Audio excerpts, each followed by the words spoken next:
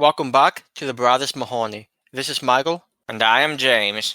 And today we are discussing The Ice Warriors, which is the third story of the fifth season of Doctor Who, with the second Doctor, Jamie and Victoria. And this is the first appearance of the titular Ice Warriors. And we discussed them previously in, I forget which one it was, but in Rad Down, which was an early Big Finish release. I believe that was the 8th release for Big Finish, after the genocide machine. Yeah, and that was a fifth Doctor story with, what was it, Perry, which is somewhat of a unique combination. Yeah, I believe it, besides this in the mutant phase, might be, that one might be with Nisha, never mind. It might be the only fifth Doctor Perry solo story, because Ermim comes in sooner or later. Yeah, and The Ice Warriors is a story that we've seen before, though it's been a while and I'm pretty sure we've only seen it just the once. And it has 6 total episodes, which is not uncommon during a lot of Troughton's time. I mean, the very last one we discussed was also 6 episodes, The Abominable Snowman. Indeed. And much like The Abominable Snowman, some of these episodes are also lost. But luckily in this case, only 2 of them were lost to the point where they needed to be animated. So luckily 4 of these episodes exist intact, and 2 of them, which would be episodes 2 and 3, were animated, whereas with The Abominable Snowman, 5 of the 6 were animated. So it's nice that at least we have the majority of this one live action. Yeah, and I think that it being live action on the whole makes it easier to get into than it being just animated, even with the original audio. It changes the whole dynamic in a way of when you're watching it, at least for me. Yeah, I don't think you're wrong. And this story was written by Brian Hayles. And he's previously written for Doctor Who. He actually wrote both The Celestial Toymaker and The Smugglers, neither of which are stories that James or I have any experience with. Although we have picked up the Celestial Toymaker Blu-ray that was released. Was it earlier this year or was it last year? I can't really tell time like that. I'm going to assume it's in the last 3 years or so. And he went on to write not just the next one or the next 2, but the next 3 appearances of the Ice Warriors, because he wrote The Seeds of Death, which is another Troughton story, and he wrote both The Curse and The Monster of Paladin, which would be 2 Third Doctor stories, and both of which, though it doesn't necessarily star the Ice Warriors, both of them feature the Ice Warriors in them. So we have him, do you think, for the entire Paladin Big Finish series, don't we? It certainly sounds like it. And he also passed away in 1978, and I'm not quite sure when The Monster of Paladin aired. I'd have to imagine around 73 or so, maybe 74. But point being, he passed away very shortly thereafter after writing Monster of Paladin. So it's sort of impressive, despite the fact that he didn't necessarily write. I mean, he did write 6 stories for Classic Who. That's not bad at all. So he certainly left his mark on the series, despite leaving at a pretty, I don't want to say young age, just I can't remember how old he was. But certainly early on in the Doctor Who mythos. Yeah, not only did he get to craft that many stories for the classic series, but when he gave us the Ice Warriors, he gave us eventually Alpha Centauri. He gave us the entire planet and system of Paladin, which has been used countless times since its appearance in the Course of Paladin. These things are very long-standing, and in many ways, will just never be forgotten for the Ice Warriors all the way back in the Second Doctor period. Yeah, he certainly left his mark on the series, which is really nice to see. And yeah, Ice Warriors, Second Doctor story with a classic first appearance, 6 episodes. I think it aired November to December 1967. So Doctor Who fans in the 67 got a nice little Christmas treat with this one. And yeah, I guess I'll go right into it with the plot read straight from the back of the DVD, which I think this was released in 2013. In the distant future, Earth faces a new ice age. While a dedicated team of scientists battle to hold the approaching glaciers at bay, a startling discovery is made deep within the ice, an alien warrior frozen for millennia. When the Doctor, Jamie, and Victoria arrive, they soon discover Earth is under threat from the Ice Warriors, fierce Martians intent on conquering our planet for themselves. And I have to admit, I don't think it's necessarily fair to the Ice Warriors. I don't really think that was the plan for most of the story. They did at one point tell Victoria that once they left, they would come back to the planet with an invasion force. So there is that. Yeah, sure, but right now they just want to draw life for a bit, get back home, see if there even is a home. So to an extent, you have to feel for them. Yeah, I'm sure that probably wasn't the intention when they were riding it. But obviously, when we see them as ambassadors in the two Thor Doctor stories, they wanted to give some more dimensions to them. And we get a little hint of the warrior ethos in this one, but not too much of it. Yeah, right now they feel, as you can expect, more like stereotypical monster type things. And in some aspects, this story can feel like a base under siege. Though it's not quite that, though it certainly has some elements of it. And just going into the performances worth noting, of course, we have Patrick Troughton as the second Doctor, Frazer Hines playing Jamie, Deborah Watling as Victoria. We have a character named Clint who's sort of like the leader of this base, played by Peter Balkworth. A scientist named Panley, played by Peter Salas. There's a Miss Garrett, played by Wendy Gifford. Then I guess this guy's also a scientist, guy named Alden, played by George Warren. An interesting note, not related to Warren himself, but apparently his brother was also an actor, and his brother played a character in Castrovalva. So 3 Doctors later, in perhaps George Warren's brother. So that's so fun. And you say that's not related, but to be fair, it is a brother, so in some ways it is related. I guess to that extent, yeah. And lastly, we have the character of Storr, played by Angus Lanny, who has a very clear Scottish accent to him. In fact, he connects with Jamie pretty easily. And somewhat amusingly, he pops up again in Terror of the Zygons. Which is the perfect place for him, too. Yeah, I think it's so funny. And we'll talk a little bit about each of these characters later on. I think it's first worth mentioning, though, that part of the reason why Abominable Snowman, I don't know, I didn't dislike it, but I feel like it didn't do as much for me as I was sort of hoping it would. And I suspect, like James sort of referenced earlier, part of that was the fact that 5 of the 6 episodes were animated. And while the animation was generally okay, I don't think it was anything amazing. And what's interesting is that I believe, that came out on Blu-ray back in 2022. And I think the animation was done by Digitoons Media and Entertainment. And the Ice Warriors, like we said, has 2 episodes animated. And they were animated by Aquarius Entertainment, which was actually shut down. The company closed down, I think, later the same year in 2013 after this DVD came out. And I have to say, despite the fact that this animation is like 9 years older, I honestly think it's hard for me to compare animations, but I think this animation looks a bit more fluid, it looks a bit nicer. We didn't watch these the same day, so it's hard to tell just by recollection. But I do get the feeling that the animation here was a little more dynamic than the other animation was for the Abominable Snowman. The Abominable Snowman in some ways seemed a little flat in terms of animation style, whereas this, well, we only got it for 2 episodes. It seemed to be a little more lively in some ways. And I'm not sure how much of that is just recency bias, whereas we watched the Abominable Snowman around 3 months ago, give or take. So it's just hard to tell how much of my liking of this animation versus the other one is just because we've seen it recently. But I get this as person that if I watched them back to back, I would still like this person a little bit more. Yeah, and it's not only that, but the fact that we only have 2 episodes of animation here versus 5 in the Abominable Snowman. So even if the Abominable Snowman was even equal to this animation, the fact that we have so much more animation there than we do here would probably make this more bearable anyway. So it's probably any combination of things like that. But regardless of the reason, I do think the animation here looks quite nice. And of course, I'm assuming there's like colored animation too, and we just watch the black and white version as usual. There might be, although this is an older release set, so it's possible they only did the black and white. But I guess you didn't look at the second disc, which might very well have the 2 parts colored. Although it would seem kind of strange to have 2 parts colored when obviously the other 4 episodes are going to be the original black and white anyway.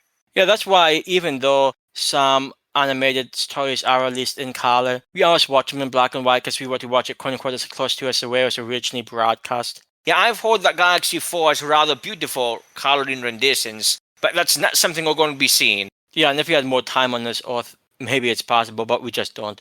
And speaking about more time on this Earth, I think it's worth mentioning that the dating of this story seems to be somewhat in debate. because the plot on the back of the DVD says, quote, in the distant future. And of course, we always look for notes to help identify the chronology of when the story is taking place. Usually the type of thing just naturally comes up, but it wasn't specifically identified here. Many people state that it takes place around 5000 CE, so 5000 Common Era.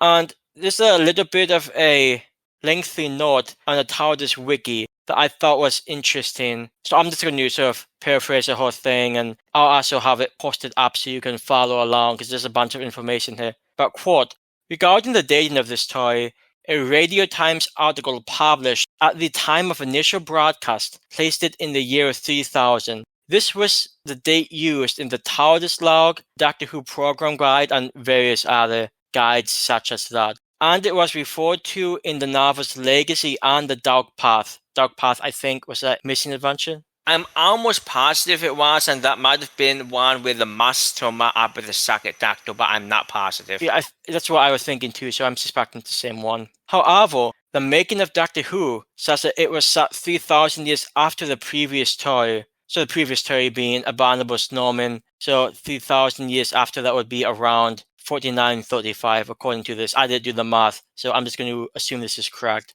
And later, the Talons of Wang Chiang says that the Ice Age, or I guess technically the second Ice Age, was in the year 5000. And those toys that we've seen set in the 30th century seem to depict Earth being in an Ice Age. I do sort of wonder how many stories that would be, but that's neither here nor there. And it goes on to say that, quote, the problem with both dates is that each is contradicted by the fact that in this toy, humanity appears to be completely unfamiliar with the Ice Warriors, despite having contact with them in the Siege of Death, set in the 21st century, so that would be previous to this toy chronologically, and the Course of Paladin, which is set the year 5000. So, I mean, I can understand maybe if over 1,200 years humans forgot meeting up with the Ice Warriors. It is sort of strange that if it takes place in the year 5000, I would have thought that a lot of humanity would already be off Earth.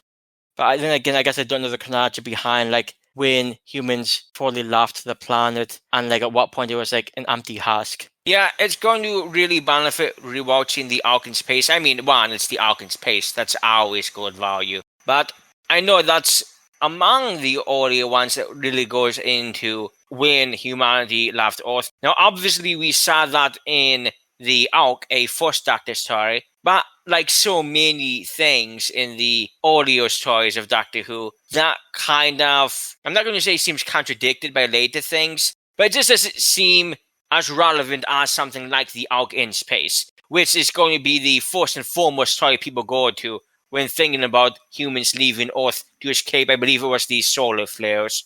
I'm going into a little bit behind this Ice Age. Apparently it came through this sort of chain of events. At some point, scientists came about creating artificial food, and because of that, there was no need to continue to plant crops, or as nearly as many crops as they have been planting.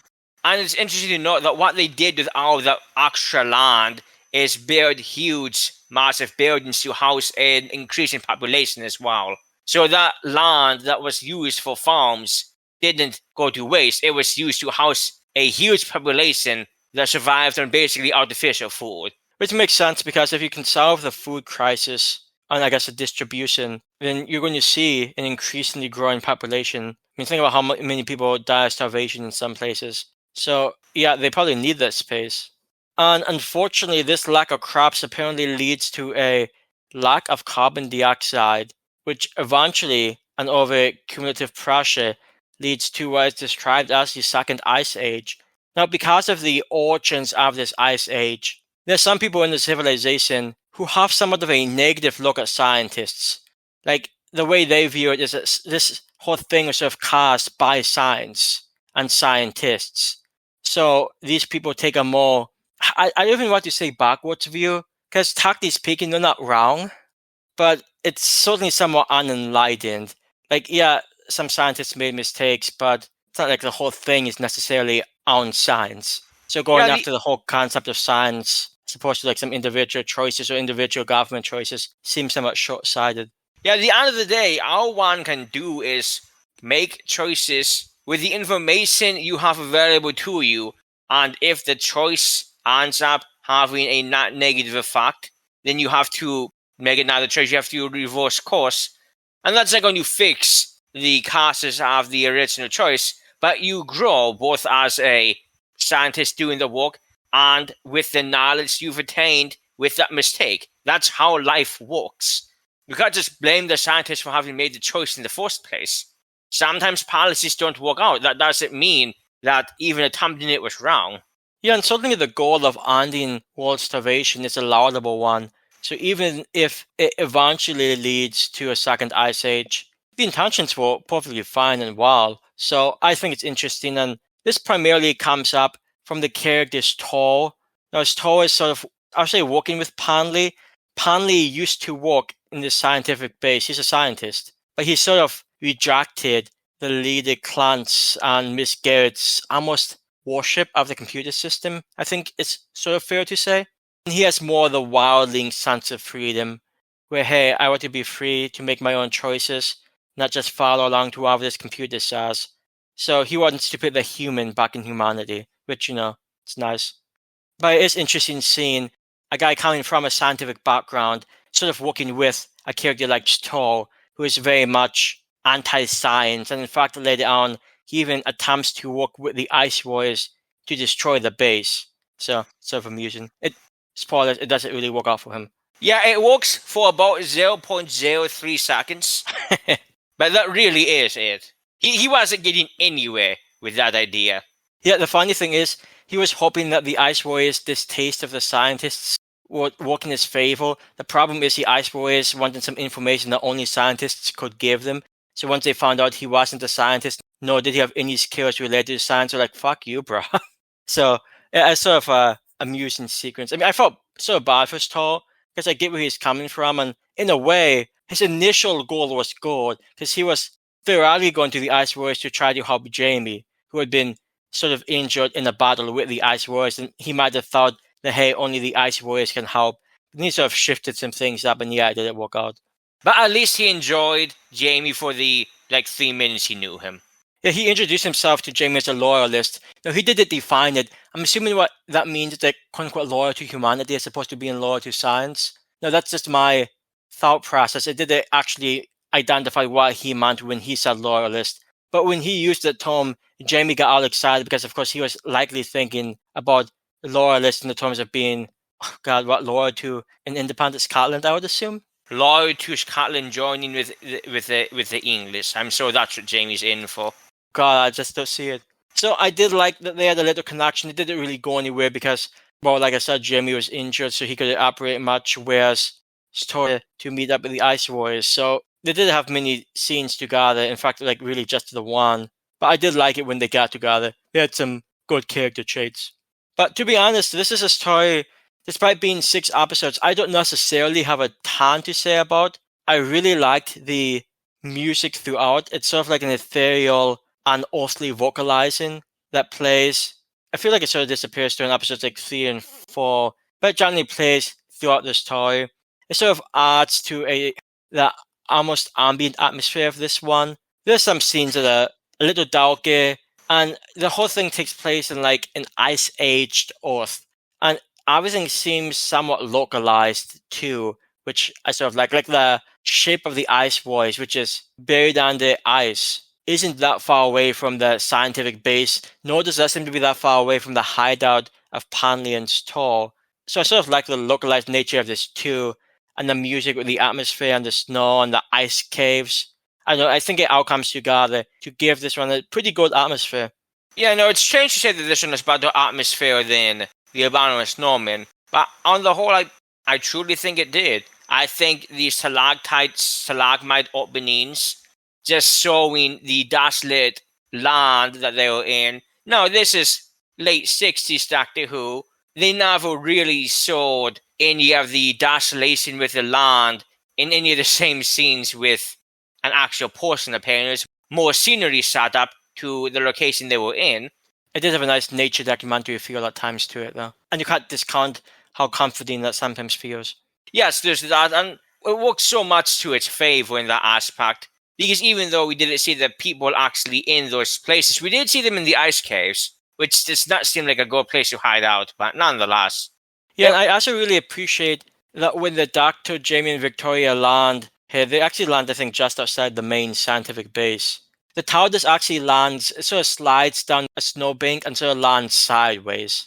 So when they first arrive, we have the Doctor, Jamie, and Victoria trying to get out of the TARDIS, sort of struggling. I think the Doctor even stands on Jamie's hat at one point in typical second Doctor fashion. And it's just a fun little. I mean, they didn't need to have that in there. So some people might say, "Oh, that's just filler." I think it's fun character building. I think it's fun that the first time you see them, they're struggling to get out of the TARDIS, and I'm not sure because I honestly can't remember if it's the first quote unquote humorous TARDIS landing or not. We certainly see things like that in the future, like what have been Fairhall. Fairhall has a great opening in regard to the TARDIS. I'm not even going to spoil it. People always diss on Fairhall, and perhaps for fair reason. But go watch the first minute after the credits. Well, to be sure, watch the theme song. It's the Doctor Who theme song. You don't skip it. But watch that, then the first 30 seconds, minute afterwards, you'll have a good time. And that might be all you need from Fairhall. For the record, I do not hate it as much as other people tend to. I actually think there's some strong things in that one. And then the other opening that always comes to mind when it comes to TARDIS landings is a power of Crawl, mainly because it just feels so bad for Romana. Forget Romana, how about K9? Hey, at least he didn't have to trudge through the swamp. Romana did. There's not many stories where priest getting fed to a swamp monster is a positive, but that was fun. People always hate on that one too as the weakest of the Key to Time series. And maybe it is, but I think more than anything that just shows how strong the series is. Because I think the power of Krull is actually really fun and has a lot of good political angles, which we will most certainly discuss when we get there. That we will. And yeah, I just appreciate that we get a little bit of goofiness with the second Doctor. Of course, you'd expect that with the second Doctor more than a lot of other Doctors. So it's a really fun opening with the TARDIS landing sideways. And it's just fun. I always thought the second Doctor's character worked really well with Jamie's. They work really well together as a pair, which is partially why Frazer Hines was with the second Doctor for almost his entire time on TV. It just worked so well together. Yeah, and the opening in terms of the TARDIS landing sideways reminds me a lot of something that would have happened with the 11th Doctor, Amy and Rory, which obviously the 11th Doctor is very similar in a lot of ways to the second Doctor. So it's funny that it kind of just works out that way. Yeah, and at that point we have the Doctor and company going into the scientific base and sort of learning about this second ice age. The leader of the base is, as we mentioned, a guy named Clant, again played by Peter Balkworth. I can't say what age he is. He uses a cane to get around, I'm assuming from a previous injury. I don't think he ever actually sad, which I sort of appreciated, actually.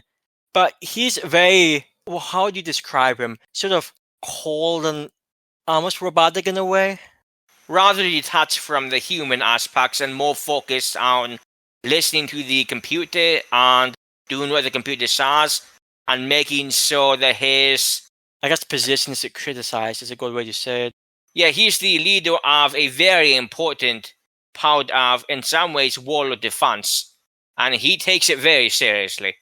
It's also worth mentioning that he's not a scientist. So he might have the leadership skills, but he doesn't know the science, which is obvious at multiple times, which I always think is sort of funny. Yeah, he mumbled through a scientific discussion in one of the most hilarious ways possible. He wants to portray himself as somebody who's knowledgeable, who does know these things, but it's clear he doesn't. And it's just amusing whenever he tries to act as though he's on the same level as the Doctor, or even one of the scientists who work under him. Yeah, and I really think Balkworth's performance is probably one of my favorites in the episode, because he starts off as this largely cold and aloof individual who's under, no doubt, a lot of pressure to get this project right, which pretty much amounts to using, was it ion beams? I have to admit, sometimes when science fiction gets a bit too sciencey, I sort of combine other terms in my head. I'll just call them ion beams, to sort of melt the approaching glaciers that are threatening in multiple places across the world. So it's an important project and he's under pressure. But he has little human moments every now and again. Like when Alden, and he's a scientist who discovered the ice wars and in fact brought one back to the base. When Alden sort of takes responsibility for that havoc that wreaks. You do see Clint trying to talk nicely to him. He's awkward as hell because he doesn't do humanity very well. But he tries to say, hey, you did the right thing. I might have done the same thing you did. Don't take all of that on yourself. And you see things like that throughout toward the end. It's hard to say that Clint really gets rehabilitated, but he does try. And I just think it's such a fascinating character and a really interesting performance. And certainly if he doesn't get rehabilitated, we see him as more than we started out as seeing him. We can maybe understand more of the process, and that's not just all ego for him. I know that Hanley said a lot of it was ego. We said that earlier on. You can see that's what you look like he's a failure. But him being a failure literally caused the end of life on Earth, or hope it along. So how much of that can you really say is ego, and how much of that is extreme stressful situation that you're just under 24/7? Yeah, and you know what? He may have not always made the best choices, partially because he was sort of made to other decisions the computer made, and we'll talk about that in just a few moments. But hey, at least he was better than whatever his name was from Kinder. He didn't go that far gone, so it's something. I don't remember who it was in Canada. I so look forward to seeing that again, because that was the most epic breakdown I have ever seen. Yeah, and I think part of the issue here that James mentioned is that both Lida Clint and a character named Gerd or Miss Gerd, because hey, she's a woman, she has to be a miss. Both of them are very dependent and careful with their actions. They sort of put all the information they can into a computer, and then once the computer makes a decision based on all the information, then they follow that computer's decision, which I don't think it's necessarily a negative thing. There's always a risk of that type of thing. We've certainly seen it in the past in Doctor Who, and we'll see it in the future. And there's that type of thinking that led Panley to desert this project to begin with. That, hey, they're just following the computer, they're not actually making, quote unquote, the hard choices themselves, which Panley didn't have much of an interest in, which I think is quite fascinating. Because you certainly can't necessarily blame Clint or Garrett for their reliance on the computer if that's just how the civilization is. It also becomes quite interesting later when it seems like both Clint and the Doctor at different times come to the idea that, even if the computer had all of the information, it would still probably err toward its own self-continuation. So it might not even suggest any type of solution that would potentially lead to its destruction.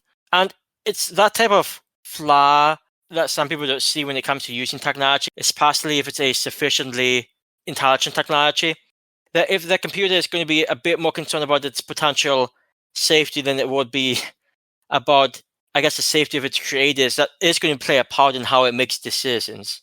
Now, it's worth mentioning that that's not exactly a large part of this episode, but it does come up, and I thought it was interesting when it did.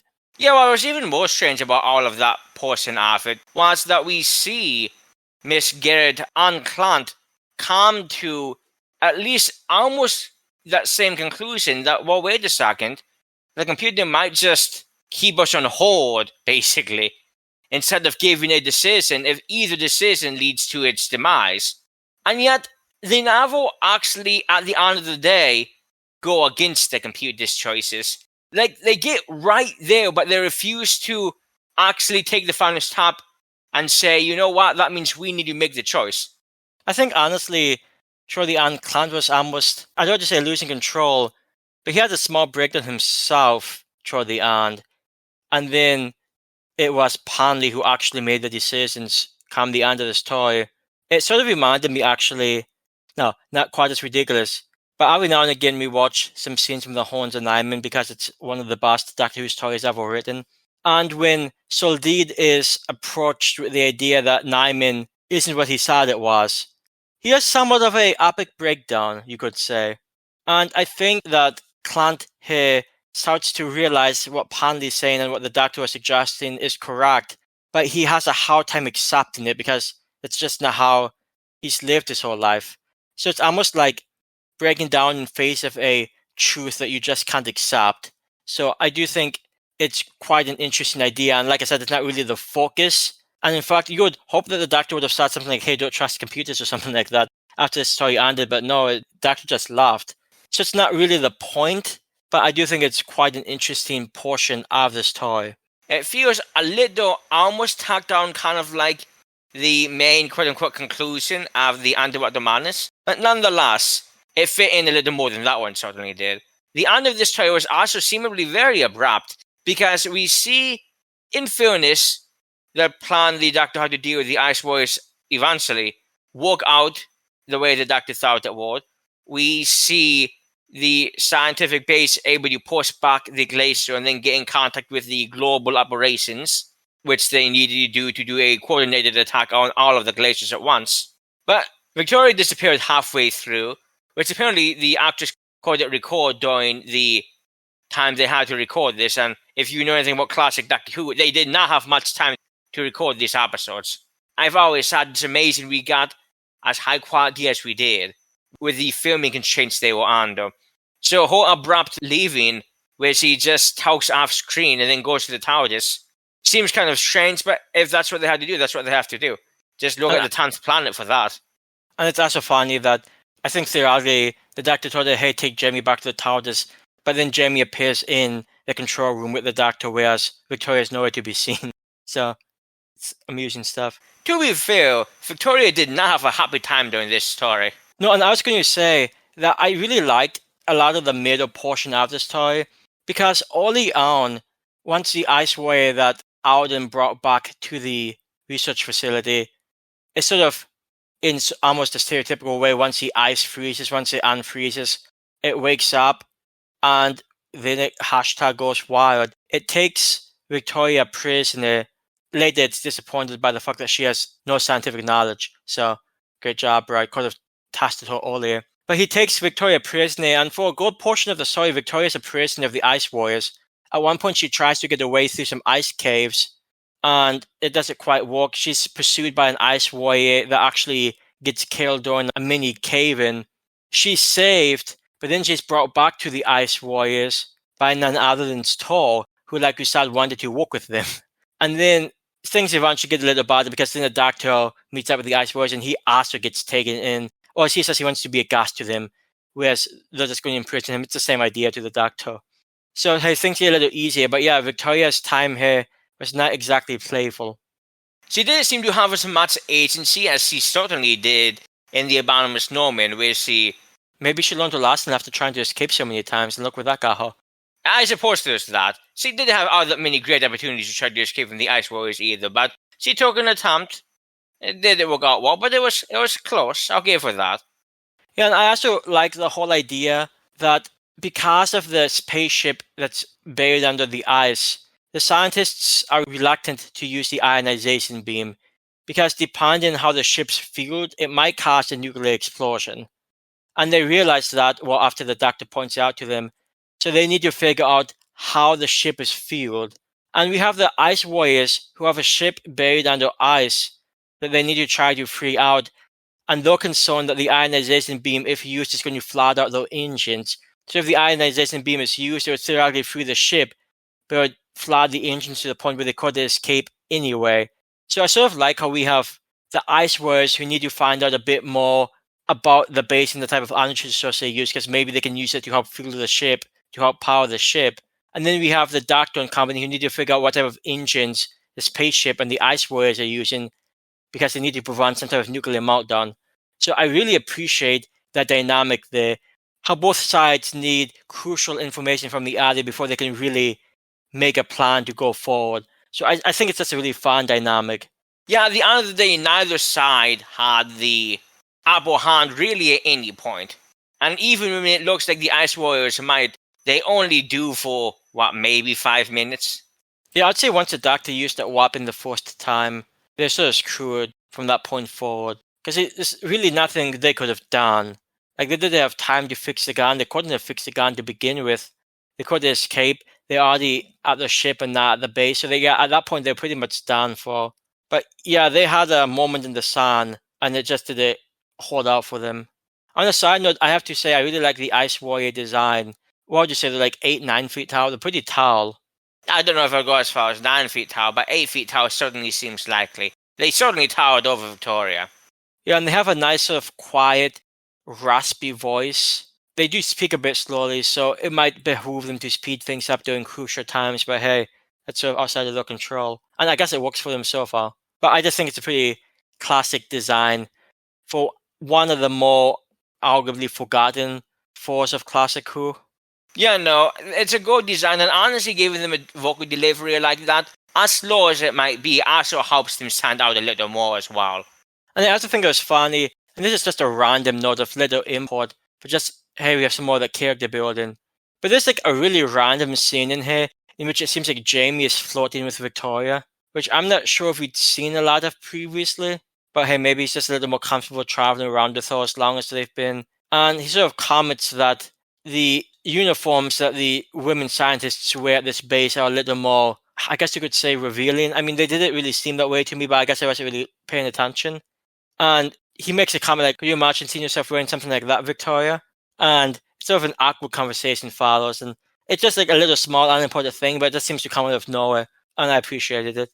Yeah, Victoria was not very impressed with the idea, because these coats that they were wearing, and they had the most unusual uniforms, this scientific base. They were not what you would normally expect. They looked more like a hippie commune. The clothes they were wearing were all wavy. It was unusual. But nonetheless, these coats were very short, and apparently Jamie appreciated that. And Victoria did not appreciate it. Yeah, it's just sort of a random conversation. Like we said, we'd seen this one once before, but it's been so long and I suddenly didn't remember that small scene. So kudos there. And so yeah, we have 6 episodes, many of which just have the Doctor and Franz moving Troughton from the buried spaceship of the Ice Warriors. Both sides trying to get information, and a lot of it may sound sort of boring and somewhat like filler, but honestly, sort of like what James said earlier, I generally prefer this story to the Abominable Snowman in honestly most ways. And I'm not saying the Abominable Snowman was bad, but this just felt a lot more. I don't even know if it's necessarily actiony, but there's certainly, just because of the nature of the environment, it's more dangerous just to be outside or going through the ice caves, and then you have the glaciers falling and almost destroying Panley's little secret hideout. So just from the environmental factors alone, it seemed like there was more danger in this episode than what happened. I mean, keep in mind, the Great Intelligence didn't even want the Doctor there for most of the Abominable Snowman. So honestly, I would argue the Doctor was even in danger, at least from the Great Intelligence. Certainly the monks had their own things going on. So this one just felt a little more dangerous for the Doctor and his companions to go through. And I think that showed through pretty nicely. And I think it just holds up for that reason. But I guess before we get to the timeline, anything you wanted to add to that? No, I think the moving parts of the episode, because there's a fair amount of people and they're all going different places. So I think the moving parts helps it along, because yeah, there were some moving parts in Abominable Snowman, but it wasn't as many. At least it didn't seem to be as many. So yeah, I think that's really what helps it more. That helps it adds out Abominable Snowman. Well, as listeners know, the TARDIS Wiki has a personal timeline for each Doctor, including the extensive extended media, ranging from the comic books, comic strips, Big Finish and BBC audio, the multiple book ranges, and everything in between. Doctor Who canon, as far as it actually has one, is a jumbled mess and has been forever. So I'd just like to see where this choice for discussion fit into the universe as a whole, as continuity in the narrative timeline has always been of interest to me. On this one, it's mostly on the whole rather simple. Right before this on the timeline is the previously discussed Abominable Snowman. In fact, at the very beginning of this one, once they land, Jamie suspects the Doctor just moved him up the mountain. He gets there once again just in the snowy area. In an unusual case, there is a story that's listed that takes place during this story, and there is a stitch in time. Now, I can't really quite explain what this is. It is a digital comic strip thing that was released on Comic Creator in 2016. I think it starred the 12th Doctor as the main Doctor, but many different incarnations appeared during the course of the story. And I'm not sure if this is available anymore. I'm not sure if it was an app. I really don't know what this thing is or how, if we'll ever discuss it. But it is something that existed at some point anyway.